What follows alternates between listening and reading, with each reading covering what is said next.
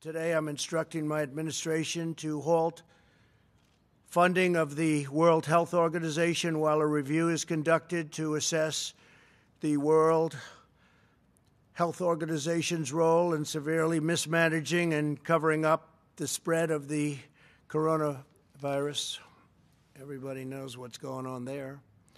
American taxpayers provide between $400 million and $500 million per year to the WHO. In contrast, China contributes roughly $40 million a year, and even less.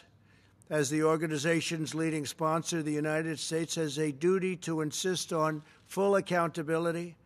One of the most dangerous and costly decisions from the WHO was its disastrous decision to oppose travel restrictions from China and other nations. They were very much opposed to what we did. Fortunately, I was not convinced and suspended travel from China, saving untold numbers of lives. Thousands and thousands of people would have died.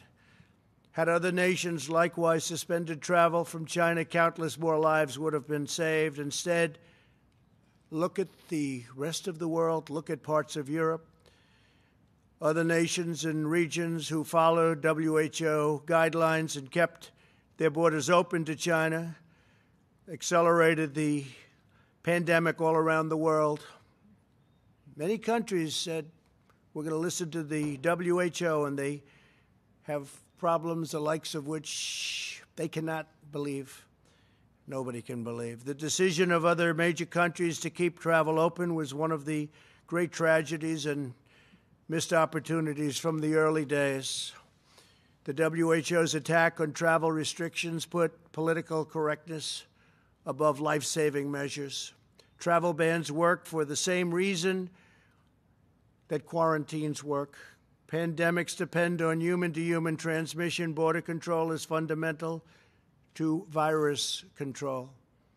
Since its establishment in 1948, the American people have generously supported the World Health Organization to provide better health outcomes for the world and, most importantly, to help prevent global health crises. With the outbreak of the COVID-19 pandemic, we have deep concerns whether America's generosity has been put to the best use possible. The reality is that the WHO failed to adequately obtain, vet, and share information in a timely and transparent fashion. The world depends on the WHO to work with countries to ensure that accurate information about international health threats is shared in a timely manner. And if it's not, to independently tell the world the truth about what is happening. The WHO failed in this basic duty and must be held accountable. It's time, after all of these decades. The WHO failed to investigate credible reports from sources in Wuhan that conflicted directly with the Chinese government's official accounts. There was credible information to suspect human-to-human transmission in December 2019, which should have spurred the WHO to investigate and investigate immediately. Through the middle of January, it parroted and publicly endorsed the idea that there was not human-to-human transmission happening, despite reports and clear evidence to the contrary. The delays the WHO experienced in declaring a public health emergency cost valuable time, tremendous amounts of time.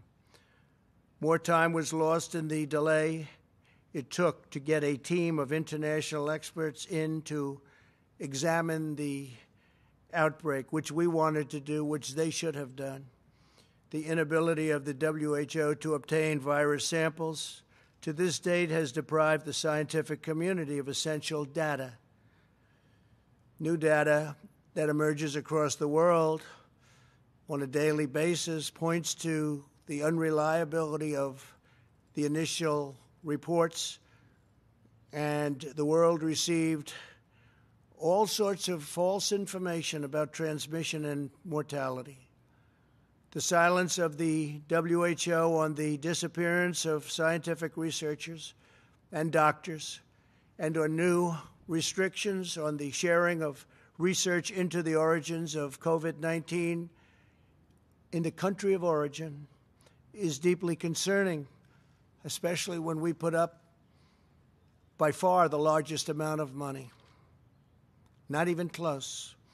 Had the WHO done its job to get medical experts into China to objectively assess the situation on the ground and to call out China's lack of transparency, the outbreak could have been contained at its source with very little death, and certainly very little death by comparison. This would have saved thousands of lives and avoided worldwide economic damage. Instead, the WHO willingly took China's assurances to face value, and they took it just at face value, and defended the actions of the Chinese government, even praising China for its so-called transparency. I don't think so. The WHO pushed China's misinformation about the virus, saying it was not communicable and there was no need for travel bans. They told us when we put on our travel ban, a very strong travel ban, there was no need to do it, don't do it. They actually fought us. The WHO's reliance on China's disclosures likely caused a 20-fold increase in cases worldwide, and it may be much more than that. The WHO has not addressed a single one of these concerns, nor provided a serious explanation that acknowledges its own mistakes, of which there were many. America and the world have chosen to rely on the WHO for accurate, timely, and independent information to make important public health recommendations and decisions. If we cannot trust that, this is what we will receive from the WHO. Our country will be forced to find other ways to work with other nations to achieve public health goals. We'll have no choice but to do that.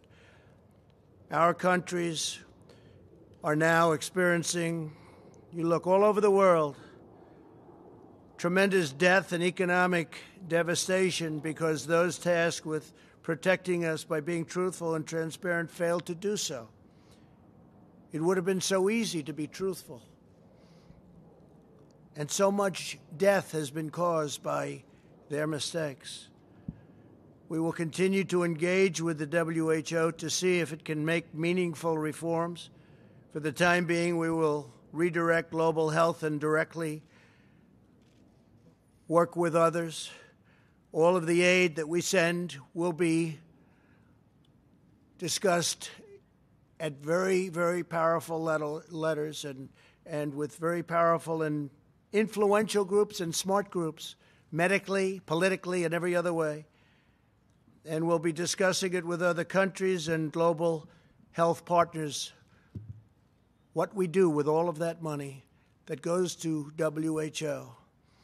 And maybe WHO will reform, and maybe they won't.